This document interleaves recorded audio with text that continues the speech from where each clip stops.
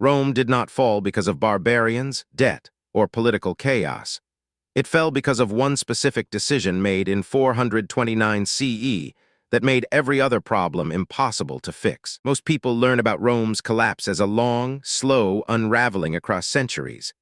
Dozens of causes piling on top of each other until the whole thing finally gave way. But when you look at the actual timeline carefully, there is one structural break point where a manageable crisis became an irreversible death spiral. Pull that one thread, and the entire collapse becomes mechanical, not tragic, not mysterious, just inevitable. To understand why that one decision mattered so much, you first need to understand what actually kept Rome alive as a civilization. Rome, at its height, had a city population of between 800,000 and 1.2 million people, a density that was extraordinary by ancient standards and completely impossible to feed from the surrounding Italian countryside alone. The Roman state solved this through a system called the annona, a government-organized grain network that collected taxes in the form of grain from agricultural provinces and redistributed the surplus to Rome and other major population centers. This system rested on two pillars: Egypt,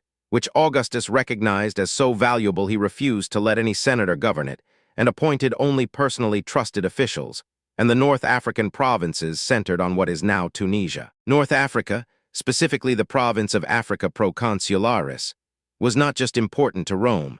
It was arguably the single most valuable territory the Western Empire controlled. The region was significantly wetter in the Roman period than it is today, confirmed by pollen records, tree ring data, and ancient agricultural surveys. It was covered with vast wheat fields, olive plantations, and market gardens producing surplus on an industrial scale. Ancient sources consistently describe North Africa as Rome's granary, and the numbers support it.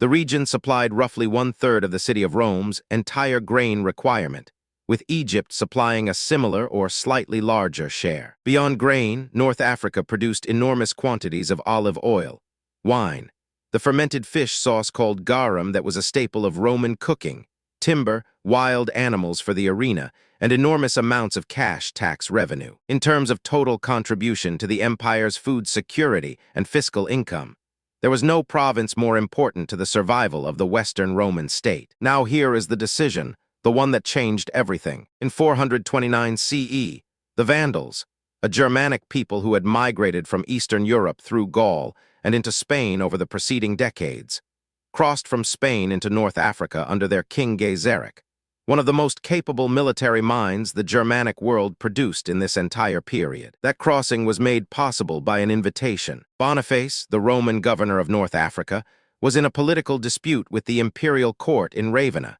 specifically with the powerful general Aetius and the regency government of the child Emperor Valentinian Roman III. Facing the threat of being recalled and prosecuted, Boniface reportedly invited the Vandals to cross from Spain and serve as a counterweight against his Roman political enemies. The ancient historian Procopius, writing a century later, is the primary source for this sequence.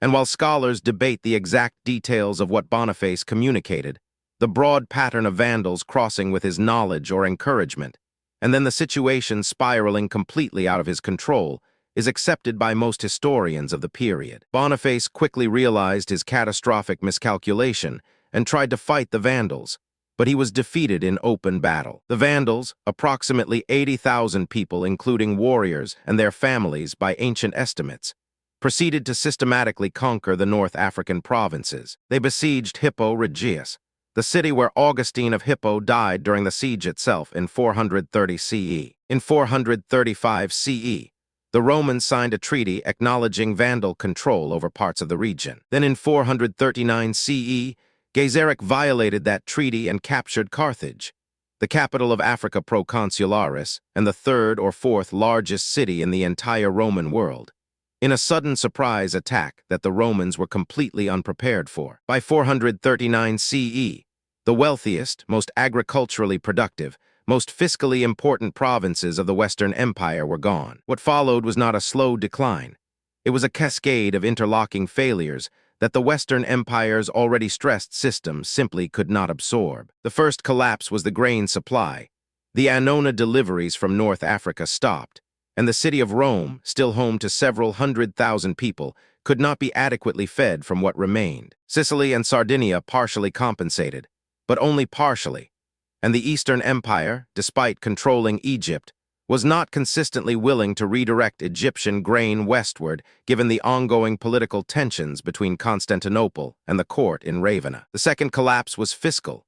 North Africa had been contributing an enormous share of the Western Empire's tax revenue, and losing it hit at the worst possible moment, when the imperial government was simultaneously trying to maintain a military capable of defending against Hunnic pressure under Attila, ongoing Germanic pressure on the Rhine and Danube frontiers, and the Vandal threat itself. The treasury could no longer fund all the military commitments the empire needed to meet, and every choice about where to spend what remained was a choice to leave something else undefended. The third collapse was naval, with North Africa in Vandal hands. Gaiseric quickly built a powerful fleet and began raiding the coasts of Sicily, Sardinia, Corsica, and mainland Italy, disrupting the remaining grain supply routes from Sicily and making the western Mediterranean dangerous for Roman shipping. In 455 CE, a Vandal fleet sailed directly up the Tiber River to Rome and sacked the city, the second sack of Rome in 45 years, following Alaric's Gothic sack of 410 CE. And there was essentially nothing the Western imperial government could do to stop it. The fourth collapse was political. Each disaster further undermined the credibility and authority of the Western imperial government, accelerating the cycle of emperors being installed and removed by powerful military commanders who held the real power. Valentinian Roman III, the emperor at the time of the North African loss, was murdered in 455 CE. The following 2 decades produced 9 different emperors, none of them with the political stability or military resources to reverse what had happened. The Western and Eastern empires made one serious attempt to take North Africa back in 468 CE, under the Eastern general Basiliscus. Ancient sources describe a fleet of over 1,000 ships and an army of over 100,000 men, though modern historians believe those numbers are exaggerated. And the Eastern Emperor Leo I reportedly spent the equivalent of 64,000 pounds of gold on the operation, straining even the wealthier Eastern treasury. Gaiseric destroyed much of the fleet with fireships while it sat at anchor off the North African coast, and the entire expedition returned having accomplished nothing. After 468, no further serious attempt was ever made to recover North Africa. The Western Empire simply did not have the resources to try again, and the Eastern Empire was not willing to. The Vandal kingdom in North Africa lasted until 533 CE, when the Eastern general Belisarius reconquered it for Emperor Justinian. But by that point, the Western Roman Empire had already been gone for nearly 60 years. The traditional date of Rome's fall is 476 CE, when the Germanic chieftain Odoacer deposed the last Western emperor, Romulus Augustulus, and sent the imperial regalia to Constantinople. Most historians of late antiquity now view 476 as largely a formality. Peter Heather, in his 2006 book, emphasizes the fiscal and military consequences of losing Africa. Brian Ward Perkins stresses the material collapse that followed, and Adrian Goldsworthy traces the internal dysfunction. But all of them point to the North African loss as the structural turning point after which recovery became essentially impossible. The counterfactual is worth sitting with for a moment, because the loss of North Africa was not inevitable. In 429 CE, the Western Empire still controlled North Africa, Spain, most of Gaul, and Italy, and the Vandals in Spain were actually in a precarious position, harassed by Roman-allied Visigoths and far from obviously capable of conquering a well-defended North Africa on their own. If Boniface had not made his invitation, if North Africa had remained Roman, the grain and tax revenue would have continued flowing to the Western treasury, and the general Aetius, who proved in 451 CE that Roman-allied forces could defeat even Attila's Hunnic confederation at the Catalonian plains, might have had the fiscal base needed to manage the Germanic pressure on the frontiers for considerably longer. The structural problems of the Western Empire were real: currency debasement, succession instability, agricultural decline in some regions, recurring plague cycles.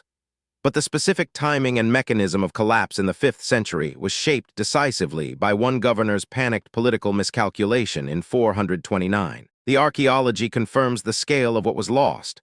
Surveys of the North African landscape have found thousands of Roman-era olive presses, grain storage facilities, irrigation systems, and villas across the Tunisian and Libyan countryside, representing centuries of investment that simply stopped benefiting Rome the moment Gaiseric took Carthage. The city of Rome's population, already declining before 439, accelerated its collapse sharply after, from a peak of perhaps 800,000 people to possibly 20,000 to 50,000 by the 6th century, a loss of roughly 90% of the urban population within 2 centuries of the Vandal conquest of Carthage. That is not a slow decline, that is a collapse, and it traces back to a single governor's invitation that he spent the rest of his life trying to undo. If you want to see another empire that built itself into a structural trap it could not escape, one that collapsed even faster than it was built, the next video is already waiting for you, and the mechanism is completely different but just as inevitable once you see it.